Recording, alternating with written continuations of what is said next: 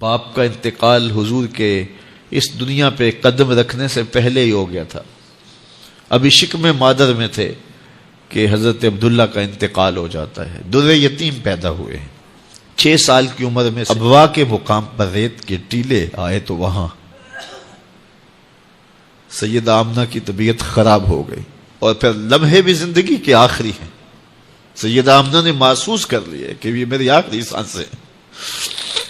سیدہ پاک نے حضور کے سر پہ ہاتھ رکھا اور روتے ہوئے کہا کہ بیٹا ہر نئی چیز نے پرانا ہو جانا ہے، ہر باقی نے فنا ہو جانا ہے. میں بھی جا رہی ہوں وذکر باق و ولدت طہرا، لیکن میرا ذکر نہیں مٹے گا، اس لیے کہ تیرے جیسا ستھرا بیٹا چھوڑ کے جا رہے ہیں.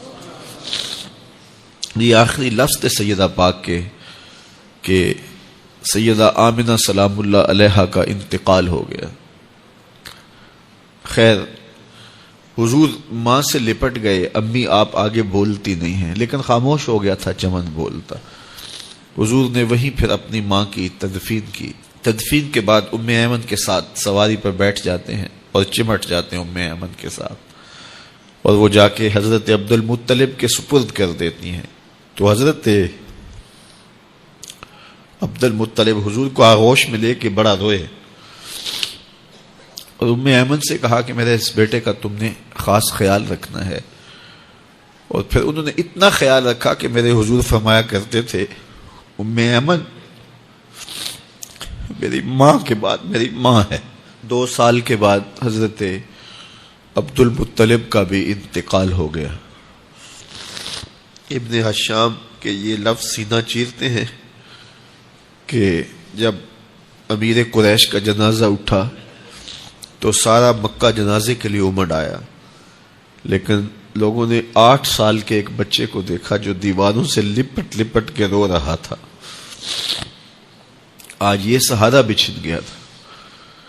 پھر چچا کی کفالت میں آئے. پھر ایک وقت آیا کہ وہ بھی اس دنیا کو چھوڑ گئے، اور اسی سال حضور کی اہلیہ کا انتقال بھی ہوا، اور اس سال کا نام عام الحزن، دکھوں کا سال رکھا. اہل مکہ نے جو سلوک کیا وہ کسی سے بھی مخفی نہیں ہے.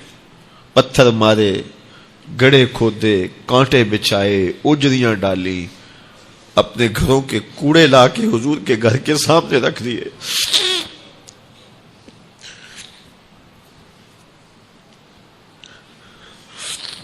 یہ کس چیز کی سزا دے رہے تھے میرے حضور کو؟ میرے حضور علیہ السلام نے پھر طائف کا سفر کیا کہ شاید وہ لوگ میری بات کو سن لیں، لیکن انہوں نے جو دردناک سلوک کیا وہ بھی تاریخ کا ایک انتہائی دردناک باب ہے.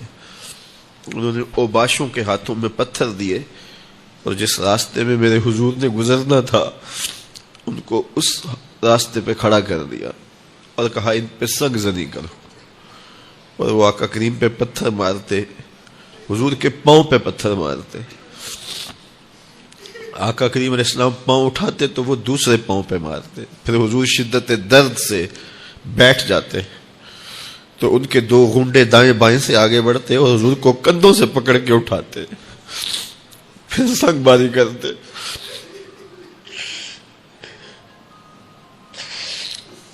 نالین حضور کے خون سے بھر گئے. عذاب کے فرشتے حضور کے پاس آئے کہ اگر آپ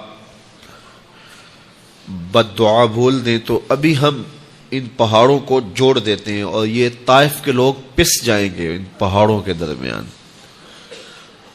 آسمان سے پتھر اتریں گے، ان کے سر کچل دیے جائیں جنہوں نے آپ کو دکھ دیے. اب صحابہ جو ساتھ تھے انہیں بھی شدید آرزو تھی کہ حضور ان کے لیے بد دعا کریں، انہوں نے بڑا دکھ دیا. تو پھر حضور کے ہاتھ اٹھ گئے.